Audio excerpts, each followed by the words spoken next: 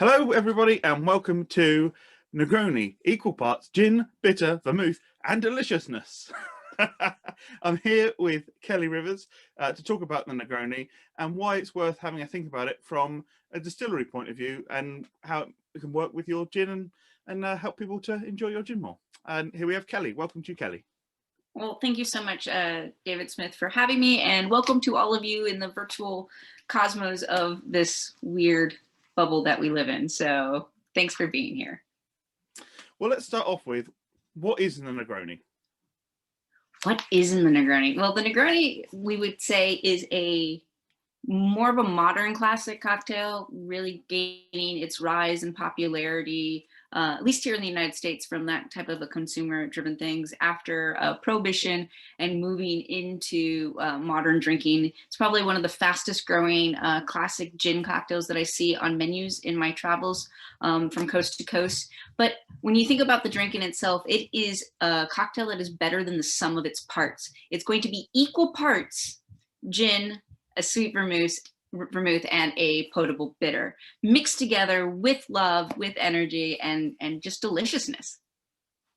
Excellent. And that's where things can get very exciting, isn't it? Because there is such variation with the gin, there's such variation with the bitters. I mean, of course, one of the most famous bitters that is used is Campari, but there are also other ones like Calasaya and very many others. And then, of course, you've got the traditional, the sweet, the red vermouth. But then sometimes people do go into a foray of trying, the white sweets and the dries, and you get your white Negronis and all these kind of variations and things like that. But sticking with the original, the classic, I mean, it's useful if you're talking about a drink like this, and it is very much a delicious drink and something that really there can be such variation in it. It's also useful to know a little bit about the story behind it. So can you just give us a overall summary about what is the Negroni? How did it come about? Are there some myths about maybe we think Always it's one myths. thing, maybe it's something else? I'm sure there's controversy. So yeah, I mean that's a really great thing. Like, to understand this modern classic cocktail and the rebirth that's happening right now and this new cocktail revolution. It's gone in like stages in Negroni's popularity. You kind of got to think about it from where it's humble beginnings, so to speak. So the most well-known story is definitely coming from the Campari group. So this is the story of in 1919 in Italy, Count Negroni. Was he a count? Was he like a cowboy? Was he a banker? Was he a philanthropist? Like, who exactly was? Lots of marketing mystery around him. And basically he went into a cafe and ordered one of the most famous drinks at the time, which is the bitter Milano, which would be a sweet vermouth, a Campari, and soda water, and asked, instead of soda water, to have it with gin to make it just a little wee bit stronger.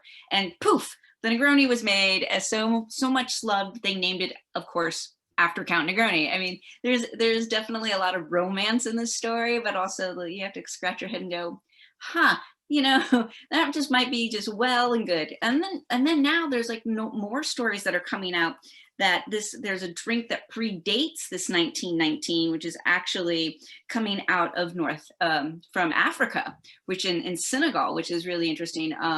There was basically he was a commander in the French army, and he was sharing his love of this gin, sweet vermouth, and Italian bitter drink with his mates in the officers club, and it was the same drink that he made for his wedding in 1907.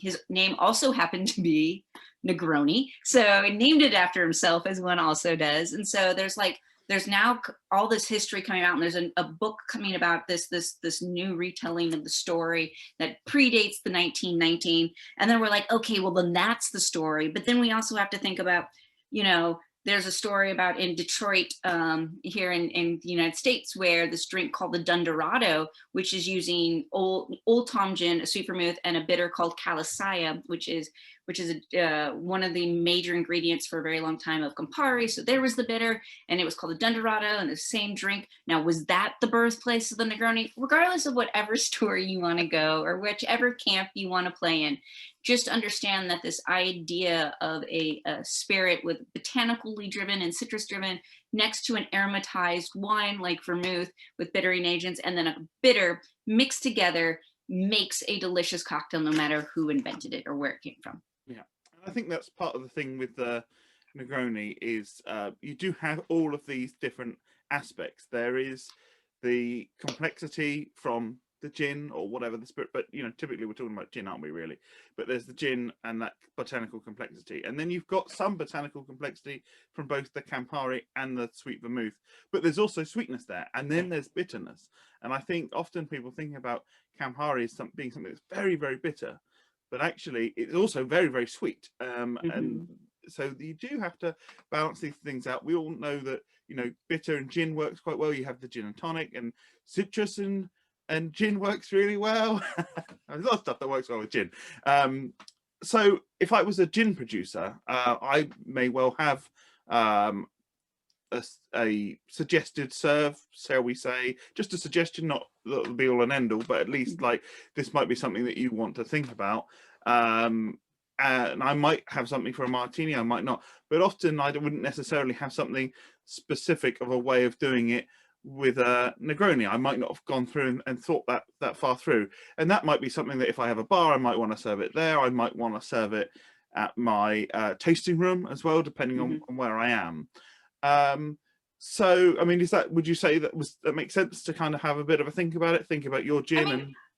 I think a lot of it, like the gin and tonic is so iconic and it's so globally recognized as the summer sipping, relaxing, especially here, like in the United States, it's like a certain time frame that you're drinking your gin and tonic. The martini is also very iconic, but again, it does speak to a certain demographic, and it can be quite limiting in when and how you drink it. And there's so much not understood things around a martini that does not really invite new drinkers into the category of gin cocktails. And the Negroni is what we're seeing is kind of that official classic cocktail that new gin drinkers or gin drinkers that are kind of going past gin and tonic, seems to be the trends are, this is the drink that they're trying next because it is widely available. You can get it in anywhere in the world because people know those recipes, equal parts of 3 ingredients that you're already going to have in your bar. There's not a lot of, yes, bartenders will like skew the proportions, but classically it's the same. It's the same around, no matter if it's in milliliters or ounces.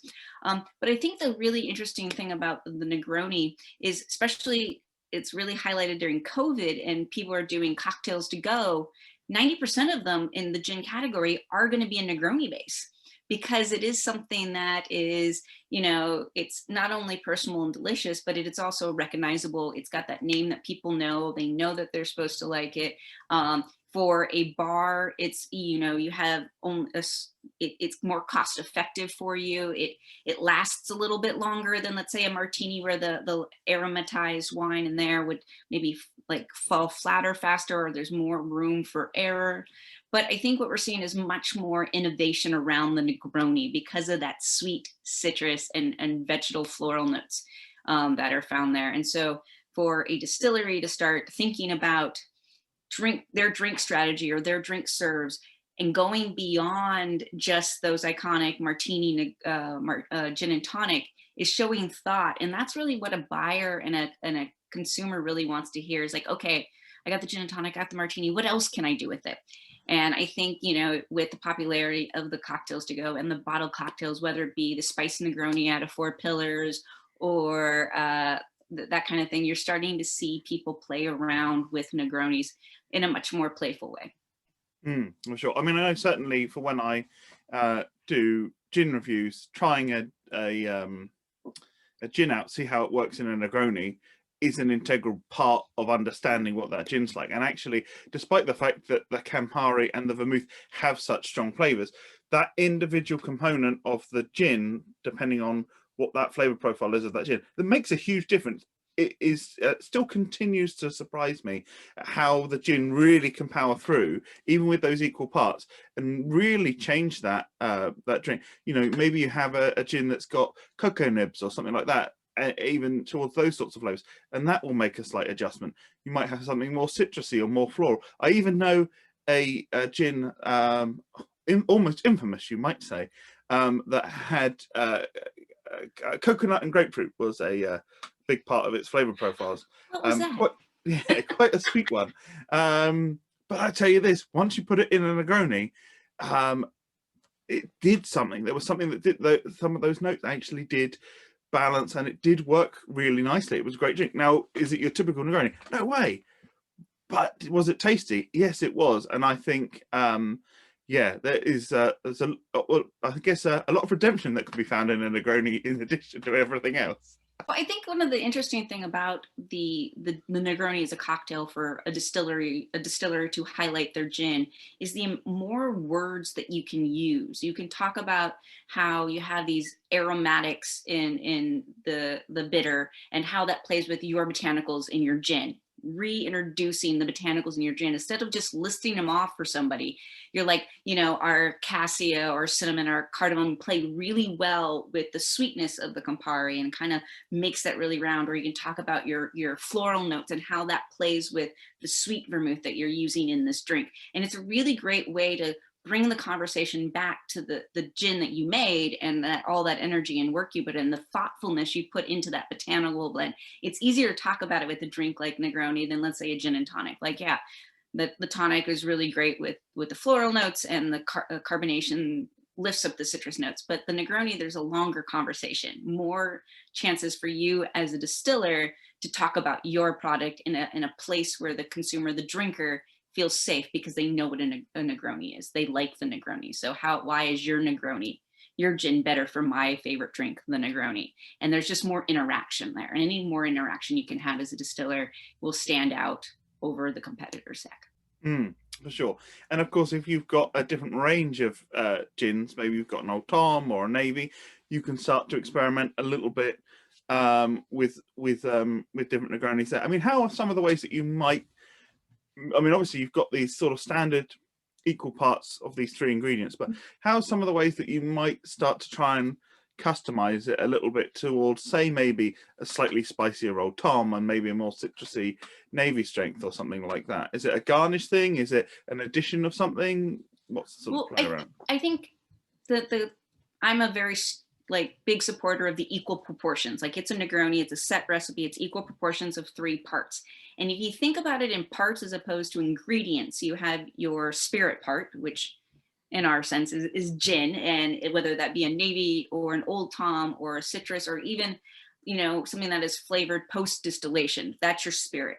Then you have your aromatized wine, and most people know it to be sweet vermouth. But what if you use a dry vermouth? What if you use a Bianco vermouth? What if you use a sherry as that aromatized wine portion? Or think about it, maybe you want to like have a little bit of both, and then you take that one part and you split it in half. So now you have a split base of the aromatized wine, but it's still in that one part with the other ones. And then you have your potable bitter part, which was most notably of Campari. But let's say you don't want to use Campari. Maybe you want to use Suze. Maybe you want to use like a Calisaya. Maybe you want to use a gingin or a Ginepe. Then you can like play with that and that bittering aspect. Or on the same thing, you can split that down the middle and you can share bases. And then instead of, it might not be a 1-1-1, it's a 1 half, half, half, half, but they still all add up the same way. So it still goes back to that equal parts cocktail. And I mean, heck, if you really wanted to go for it, do a split base for the spirit. If you have more than one in your lineup and you have a very beautiful Navy strength, but maybe it's a little bit too pricey for your local craft bar to like just put a full pour of it in the drink, maybe you can say, hey, like use half of that and half of our other one, or that half of a Navy and half of our, our citrus post distillation, whatever you have. Is a lot of things you can play with to make that Negroni or that Negroni variation truly something that you as a distiller owns. I think one of the other things that the Negroni really has going for it certainly from a bar point of view, but also from a distiller and tasting room point of view, is that unlike, and it's difficult to do with the gin tonic, and certainly with the martini, it is something that lends itself well to batching. So mixing it in a larger quantity beforehand makes it easier. But actually, when you're mixing these ingredients together, I'm very much a firm believer that there is something in having a little bit of time for those flavors to marry together. It's one of the few cocktails really that I think there's that much of a difference made by actually having a bit of time for the gin, the bitter, the vermouth to marry together before you serve it. And of course it makes the serving obviously much easier because you're pouring it over ice, and then just maybe that gives you a bit more time for your final garnish, your flourish or something like that. But it also lends the options, depending on where you are and what you can do, of doing bottled cocktails or doing variations on that, these cocktails to go kind of things. I mean, any thoughts on? Yeah, I think there's a reason why the Negroni was basically that first barreled cocktail, you know, that the barreled cocktail craze that started it with Jeffrey Morgenthaler up in Portland, Oregon, because he was reading how I forget the name of the restaurant off the top of my head, but the restaurant in Spain started doing glass aged cocktails where they had these like crystal like glasses, and they aged cocktails for like up to 3 years. And he was like, you know, to rest them all together. And the main one they did was Negroni. And he was like, well, I'm going to do that with barrel to get some of those barrel notes and speed up that process. And then that went again to the Boulevardier and the Old Pal, which are the non-gin variations of that classic Negroni recipe. So the idea of letting these very 3 distinct flavors have time to get to know each other only, I think, improves the cocktail on a consumer end. I know a lot of people who think a Negroni is too sweet or too bitter. And my usual thing was, I don't think you stirred it long enough. Like put that Negroni over ice and watch it change from one end to the other with dilution. That's the other thing about the Negroni. The Negroni loves dilution. So it loves that because it really has a chance to open up and bloom as a flavored in cocktail. And also it helps pull up more of those gin notes, the juniper notes, as it blooms, as it sits. So having them all together, batching it, like I have like a bottle in my fridge right now that'll like, you know, it's almost kind of like the infinity bottle of gin where I'm like, okay, I've got this much gin left. Okay, I'm going to put that in. I'm just make a little bottle Negroni. I actually put a little water in. I know, Smith, you're not so into putting water in the batch cocktail, which is perfectly fine. I like to put a little bit in it because I don't want it to start with that, with the marrying and the blooming, but also I'm much more impatient when I'm pouring it over ice. I don't want to really stir it at home. So I like to add a dilution to that. But I think it's just easy. Like we're home all day. We've got a lot of stuff when it comes to making cocktails. Do we really want to spend the time like getting all the tools together and like taking that moment to measure things out? What if I just did it once, but I did a large batch of it and stuck it in my fridge? Yeah. Yeah, I mean, I keep my Campari and red vermouth mixed together, so when I want to do it, if I'm tasting, I can do it, and I can do it on quite a small quantity. I think, I mean, it is an easy cocktail to make at home. That's one of the great things that it has for it. Yep. But of course, the difference being, what you can't get at home is that time. You can't just suddenly, if you think I fancy a Negroni, you can't magic up a Negroni that's been sat in a bottle for a week with all those flavors marrying together. So this does give, like, from a producer point of view, something that actually you can sell that, you know, because you can think you can be the one that thought ahead, so people can do that, and you can add interesting things to it. Some people will do a barrel aged Negroni. I know Gin 58 did a fantastic chocolate Negroni. They were doing something that you couldn't have at home. Occasionally I've seen them with like just a splash of absinthe or something like that, which I think is really nice. You might have another product that could be incorporated. I know there's a distillery I know where they have a fantastic coffee liqueur. I know you're not a fan of coffee, but a little splash of that perhaps in their Negroni. You've then got those two, you're talking to 2 products, their gin and also their coffee liqueur, which I think is quite nice. And I also think yeah, for a tasting room, or if you have a gin and you don't necessarily want to, you know, highlight the bitter that you're using that's off brand for you, batching it ahead of time and putting it in a pretty bottle or your bottle will have the conversation be only about your product. Oh, yeah. And because you're not your bartender or the person at the tasting room doesn't have to mix it in front of somebody. They're actually using more time to engage with that person and talk about what talk about the distillery and talk about the gin. Hmm. And again with those barrel aging, that then leads to, well, was it your whiskey beforehand? So that comes from that, and then it can lead to what you're going to do with this Negroni cask afterwards. Very exciting thing. I've actually got in one of my small casks at the moment. I was barrel aging some Campari, and I've just put some gin in there, so I'm very intrigued to see what the result is to that gin that will have like this slight Campari sort of flavor. How will that mix in certain drinks and things like that? Yeah, so definitely there's a lot to explore for sure. If you wanted to say have a slightly longer version of the Negroni, because it is a short little compact, quite potent kind of little drink, if you wanted to have a longer version, what would be some of the things that you might suggest to look at? Well, I mean, the iconic one is soda water. Going along with the Americano Negroni, which was the 1919 story of him just removing soda water and asking for something stronger, which was gin. But putting the soda water back into the drink makes it a really refreshingly light, sippable, like in the day on a patio, on the roof, maybe your porch, maybe just drinking something that's like light and refreshing. It also makes the drink much more vegetal, I find, because it really shortens the perceived sweetness of, let's say, that Campari that has it. The other thing that I really, heck, wherever soda water works, so does sparkling wine. That really also brings another element to this classically stirred bitter drink. I also really like playing with the idea, especially if you have a bottled one in your home, mixing it with like a fruit juice, like grapefruit juice or orange juice, and balancing it out. And this then again brings it into this daytime drinking. I think the Negroni is one of those cocktails that are all seasons and all times of the day, depending on what garnish you have it. If it's over ice, maybe it's with soda water, maybe it's with the juice. Heck, maybe it's even with a cola. Oh, Right?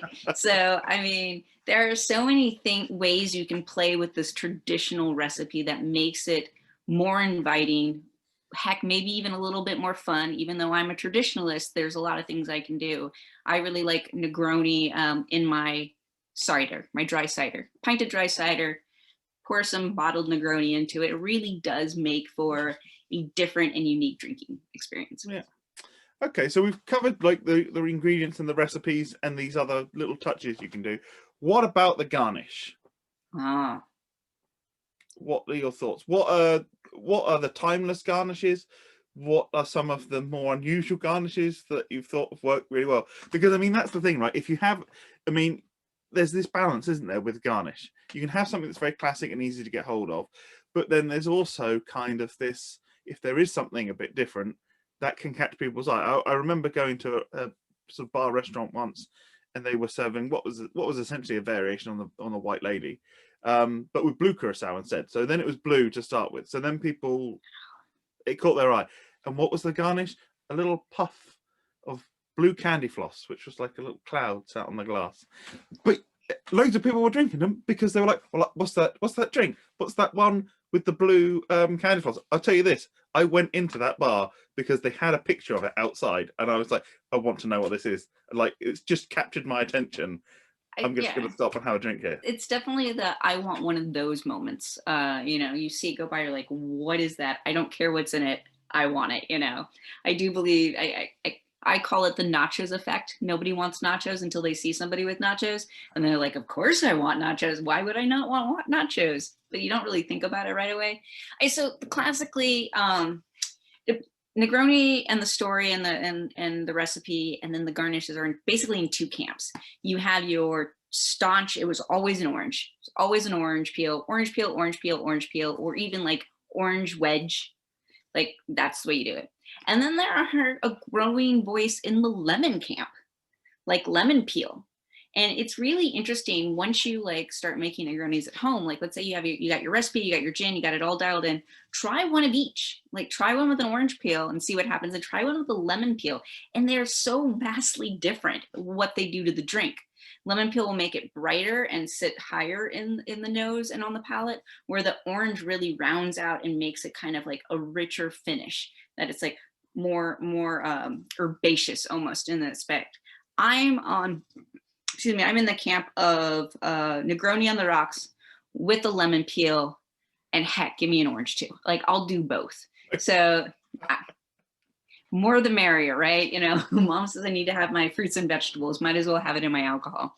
But that being said, other garnishes that I've seen, I see a lot with strawberries. Strawberry and bitter, like especially in the Campari and even sweet vermouth, work really well together. And who doesn't love a strawberry garnish or strawberry slices floating around in your drink? That really does say something. I have seen variations with pineapple. Pineapple, gin, and Campari are really prominent flavor profile altogether. Like, think of the Saturn. Like, think of these type of cocktails that invoke this tropical paradise kind of drinks that are like refreshing. I'm sitting on the beach, so pineapple works really well. I really like it going into more of the savory herbs. Rosemary is really nice. Thyme is really nice. It really does bring the pendulum of flavor somewhere else. But this again is a really great time for you to pick something in your gin that could be pulled out into a garnish to highlight what's already in your gin. And I think, I mean, certainly from what I can think of, from a UK point of view, we're not seeing a lot of this yet. There's no reason why not. We see it with gin and tonic and that, but we're not seeing a lot of really sort of great innovation with the garnishes, or even just trying other things. It's been quite classic. There are some examples. So this is definitely, for those distillers watching, this is something to start having a think about and get in on. What's the most unusual garnish you've seen for a Negroni? Oh man, well, you took my thunder with the fairy floss or cotton candy. I was working at a bar in San Francisco where we did Negroni cotton candy, and we put it on top of the glass, mostly for us bartenders to laugh as it dissolved and got sticky everywhere. Super fun. But yeah, fairy floss is a really good one. I have seen someone, we did a layered Negroni Jello shot in an orange. So we hollowed out an orange and we did, you know, a layer of Campari, layer of gin, and a layer of sweet vermouth so you could see it. And that sat on the edge of the glass. Is another really good one for weird. Chocolate shavings happens a lot. One of my favorites was basically kind of like a Pim's cup or a summer cup with borage flowers on it. Lovely. Yeah. If you get a hold of that short window of borage, I highly recommend it for garnishing. It's great, delicious flavors. And yeah. Both the leaves and the flowers, both fantastic. Yeah. Someone was telling me about, I've not tried it yet, a Negroni garnished with a mini Mars bar. So I think the Mars bar will go very hard. So we'll have to watch your teeth, but I'm intrigued to try it. Yeah, I mean, there's a really great small distillery in Amsterdam making salted black licorice. It's called Drop from Wijnanfucknik. I really want to figure out how to incorporate this salted licorice into my favorite cocktail, the Negroni. So that may be, you know, maybe book 2.0, like trying to figure out the weirdest things ever I can do to make the Negroni fun. Excellent. Right. Well, as you alluded to there, we have worked together on this book, which is the Negroni book. It's 30 different recipes. Most of them are with gin, some are different ones, but it might give you a bit of some inspiration as well. Now out and available in lots of different book selling places. Was there anything else that you were particularly wanted to share about the Negroni before we wrap up? But thank you so much for your time. Yeah, no problem. I think that to reinstate the fact that the Negroni is gaining popularity in cocktails, the understanding that it is so versatile and so simplistic at the same time, and you can get it anywhere. And 99% of all bartenders know how to make it. It is quite hard to have an awful Negroni. Like, there's better than there's worse. But honestly, I can sit and drink a whole mediocre to bad Negroni and be perfectly happy. And so to think about this as a drink strategy for your gin is another venue to talk about your gin and get in front of a consumer base that you might not have access to based on the gin and tonic or the martini. Yeah, I don't know that I've ever had a bad Negroni, actually. So I'll leave you on that thought. There we go. Thank you so much for giving us so much of your time, Kelly. Yeah. Always a pleasure to speak to you. And I think it's some really great tips for people. Thank you, everybody, for watching, and we'll see you again soon. Cheers.